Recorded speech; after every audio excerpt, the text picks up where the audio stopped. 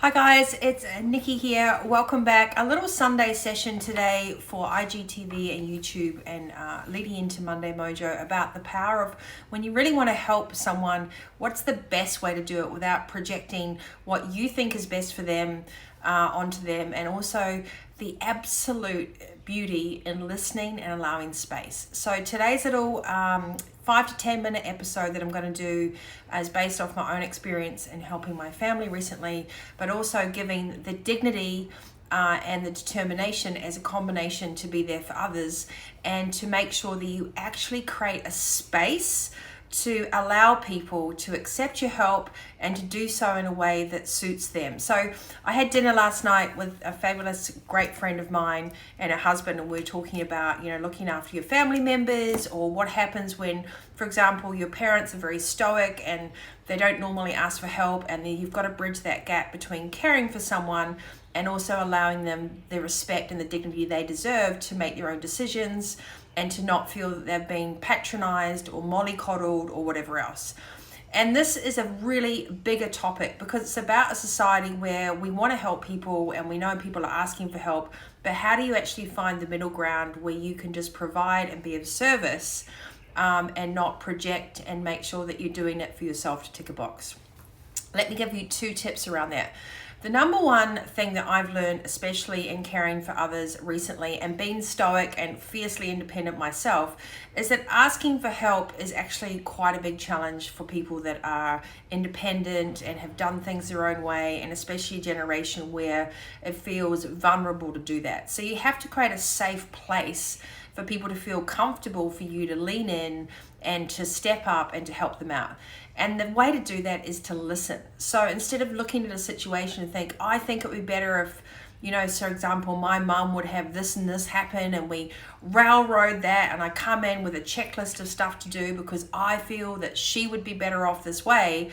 I really had to take a step back and listen to what would be her needs at that time and create a dignity and respect communication space for her, just to realize that I'm not there to disrupt anything. I'm not there to create vulnerability for her. I'm genuinely there to support her. And the best way that I did that was to be quiet and to listen, and to also just quietly do a lot of things behind the scenes. So helping someone doesn't necessarily mean projecting what you think is best for them onto that person.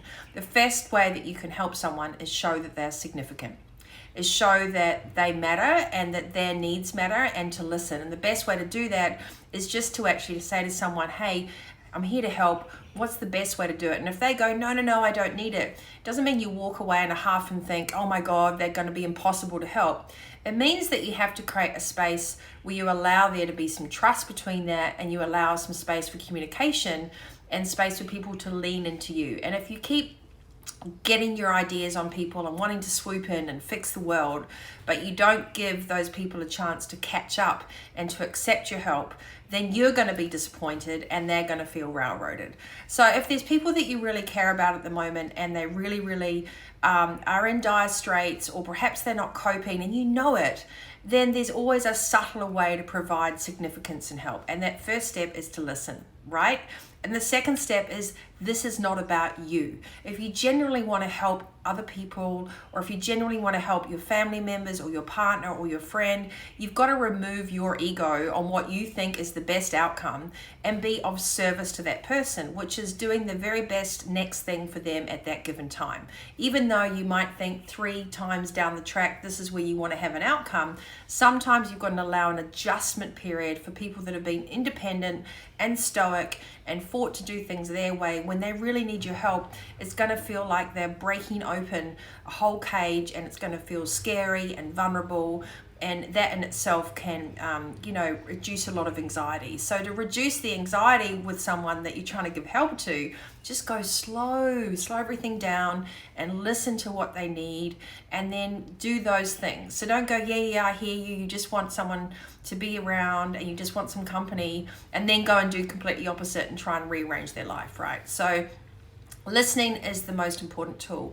Secondly, give people time to catch up. So if you're anything like me, you're a fast thinker and you can see situations like a roadmap in a big entirety. Not everyone thinks in the same way that you do. Not everyone thinks at the same pace that you do. And not everyone is used to actually getting stuck into things and rolling their sleeves up. And it can be really confronting to suddenly arrive on someone's doorstep when you know they need their help, and to put all of your energy and all of your goodwill and all of your enthusiasm onto helping that person, and they're just in survival mode. So when people are in survival mode and when people are in overwhelm, they don't have the capacity to discern information, to digest it properly, and to come back to you with some practical tips on, yes, that sounds really good. When people have their head in their hands and they really need your help the most, they're often not able to articulate the way in which they need it and the best way for them. So be patient. So listen, allow some space, remove your own needs and wants for that person, and show up unconditionally of service. And then also have compassion that probably when someone's in overwhelm, they're not going to give you the conversation, the feedback, they're not going to tick boxes with you, and they're probably completely overwhelmed and won't even know how to say thank you at the first place. So when you want to give help and when you need to step in for a family member or when you need to step in for a friend, show them they're significant, show them they're safe, and show them that you're there, not to push and change anything around, but to unconditionally support them. The best way to do that is listen.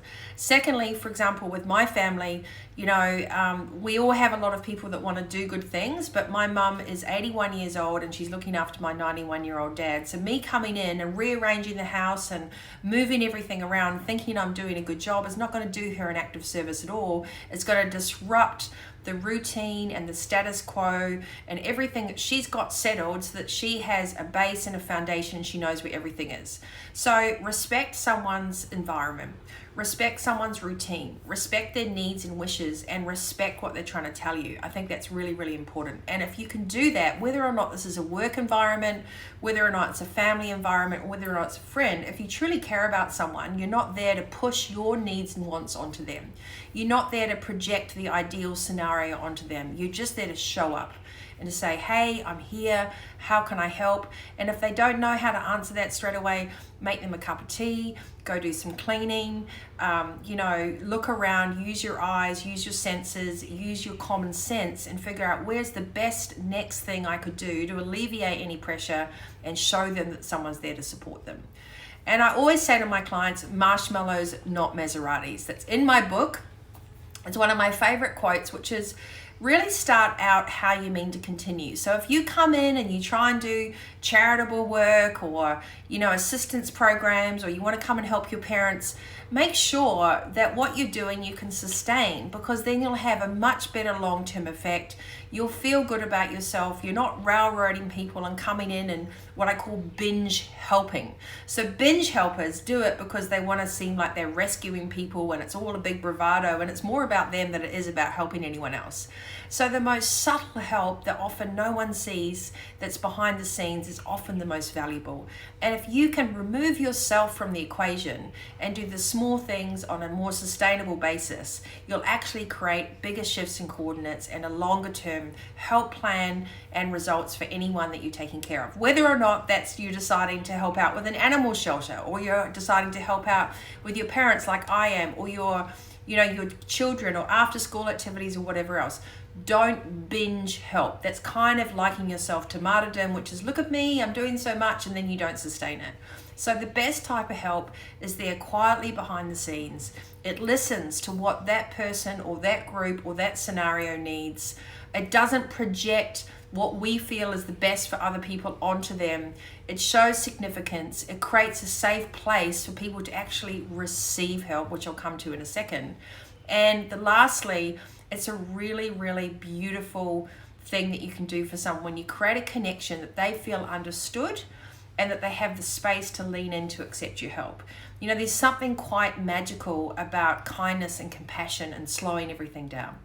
When you slow everything down, you can really hear what people need, and you can really see and listen and observe where the best help can be applied. But if you come in like a bull at a gate and you're rushing in and you're trying to do all these things because you're super busy, chances are you'll just leave a mess like a hurricane behind, and you'll leave everyone dazed and confused. So it's all very well wanting to help, but coming in a mature way where you can actually add value, not disrupt people, respect their needs and wishes, and do so in a dignified manner with determination is really the most powerful way to help other people. And the only way you're going to figure that out is if you listen and observe what people really need, and then you honor that. This brings me to the second part of the conversation. So we were talking at dinner last night, and my girlfriend, she's like, yeah, but my dad never wants any help and it's so tough. And I said, you've got to build trust and slow everything down and take your needs and your projection out of it and allow that person a new routine to receive. So if you have a generation that you're taking care of or that you love a lot, my mum is at 81, my dad's 91. When they grew up, they were tough. They weren't allowed to ask for help. They had to dust themselves off and carry on, and that was just that generation. That doesn't change as they get older because of their tenacity, their drive, their vision, and their willpower. That's taught me everything that I have today as well. So it would be highly rude of me to come in and bulldoze my way through their life and change their house around and tell them what to do. That would be disrespectful. So we have to allow people to learn that it's okay to receive help. And by doing that, it means when someone actually is in a situation where they need to ask for help and they've never done it before, it can actually make people feel physically sick. It can give them extreme anxiety, and it's like learning how to ride a bike for the first time. So to receive help for the very first time because there's no other option, it can be extremely humiliating if that's not what you're used to. So have compassion and empathy for the people that you're reaching out to and help them as a team. Don't pity them. Don't look down on them. Don't make yourself a martyr that you're going to come in and make everything perfect. Respect that individual or that partnership or their significance or that group of individuals in a humanitarian way to understand that they've done everything in their entire lives on their own until you arrived. And if you come in and help, then it should be in a teamwork situation that's for their very best interests, and allow them some time to catch up. One of the stuff that I've noticed going through a lot with my father at the moment, and him in and out of hospital and not being treated very well, which is a whole different topic, is the lack of empathy and compassion. So you have a situation where you've got a highly intelligent person that is incapacitated and is at the mercy of everybody else. So not able to really speak up, not able to actually have an opinion, not understanding what diagnosis has been given to him, 91 years old, the pillar of a community, extremely generous, and then all of a sudden he's being pushed and railroaded around and treated like just, a piece of furniture in all these situations. And I think when we lose as humans our compassion, when we lose our empathy to give people dignity, when we lose our ability to listen, then that's a really sad moment. So if all you can do today is provide someone your time, is provide someone an email or a phone call or, hey, you matter, you're significant, how can I help? And if you can hear what they really need, even if it's just some company, even if it's just to know that you're on the end of the phone, it's the human connection and the art of giving someone significance and to let them know they're safe is the first priority in giving anyone help. That safety with the privacy of what they're going through, that safety with the confidentiality of being able to lean on you for support, that safety in understanding that they can talk to you about the things that they feel the most vulnerable about that they may never have shared with anyone before. And if, like me, you've got elderly parents and you have to go in and actually reverse the roles and care for them physically and emotionally as well, it can be really, really confronting. And I urge you to give the people that you love the highest dignity and respect, to not force your way in, and to give them the loyalty, the dedication, the confidence, and the privacy to go through this process in life. So as people pass over, as they end up in that last life cycle of life, there's a lot of revelations that are in place. And number one thing that matters the most is keeping people in a place where they feel comfortable and showing them that they're cared about and not patronizing them and giving them compassion and kindness. And then when you've got that as a foundation, hi, thanks so much. When you've got that as a foundation, you can actually add value. So here's the ways that I did it. I didn't ask my mum, hey, what needs doing? I just went and did the laundry, I vacuumed, I organized things. When she went and got a cup of tea or had a shower, I made sure all the beds were made. Went to the pharmacies, I got in the car, I listened, I was of service to them. I didn't go, you should do this. When there were tough discussions to be had about what to do with my father, I sat down with her and I sat with her on those discussions. And I didn't preach to her or tell her she did anything wrong. I actually have the highest respect for the loyalty and love that my mum and dad have for each other. And being in that environment and looking after them and holding their hand and sitting with them and seeing what was going on and how they were being treated by hospital staff and everything else was so hard to watch. But I knew if I could show up strong and consistent and wise and kind, that'd be the greatest asset I could be for them, rather than being dramatic and causing more drama and talking about injustice and piling on an already difficult situation. So the greatest gift you can give anyone when they need help and they're learning to receive it and you want to provide it is to listen, to slow everything down, to remove what you think is best from the situation, take your ego out of it, to completely be of service, to think about sustainable assistance. So what can you do on an always basis, not throw something in and then suddenly you can't do it anymore, and to be kind, compassionate, and have empathy. The most important thing we can do for any living being, whether it be an animal or a human, is to show significance and provide a safe place. And those two things are vital in today's world when there's so much uncertainty and there's so much on social media and everyone talks about helping. It's the things that you do when no one's watching. And that is really what my show is definitely going to be about in the coming days and weeks as well, now that I'm kind of back here and filming and off to New Zealand. And I think the most important thing is if you can sustainably maintain those values, if you can sustainably be there for people and not try and spread yourself too thin, if you can put your oxygen mask on first and have your little rituals, then you can show up for others. But please remember, before you march in there and assume that other people could receive help in the way that would make you feel better, helping someone is not about making you feel better. Helping someone is because you're there for them unconditionally and what suits them at that given time, and to build trust and space, integrity and dignity as you do it. So I hope this has inspired you to think about the process of helping others. And whilst it's great to say that you can do binge helping and throw lots of money or lots of time at the problem, the greatest gift you can give anyone is sustainable significance, and to be consistently available, to show up consistently, to have actions, values, and behaviors that people can rely on. And I think when you can do that, people will understand you better, you build relationships and trust. And there's been no greater privilege for me than to be able to be with my parents and to care for them and to be with them and to have the flexibility to work from there and to be able to give them all my unconditional love and support and all my energy, you know, the practical things, the heavy lifting, the driving, the thinking, the doing, the cleaning, whatever it took. That was a great privilege. So helping people isn't always pretty, but I tell you, it is part of society. It's how we have to show up. It's what truly matters. And I will say it again, it's what we do when no one's watching that counts. If you've got any comments on this, I'd love to hear from you. If you've got any stories that you want to share with me about how you might have looked after loved ones, or you've had people in palliative care, or you've had to ask for help. I certainly had to learn how to ask for help lately from, even my neighbors, because I had to go away all of a sudden. I think it's a really humbling process. It's also beautiful, and it grows in our emotional integrity and our emotional intelligence. And that's true leadership, is learning that whatever you've done before, you can constantly evolve and allow others the room to evolve with you. And if it provides some significance today. So if there's people that you love, people that you're worried about, pick up the phone, send a message, but be genuine and make sure that you can be consistently available to people, because that's what really matters. So I'm Nikki Fogden-Moore. This is a little Sunday session for the Mojo Maker show, and it'll be on IGTV. And I know the format's not perfect for YouTube, but I'll post it there anyway. If you haven't already, please like and subscribe Vitality Coach TV on YouTube. I'd love that so much. And let me know what you think of these IGTV videos if you want more.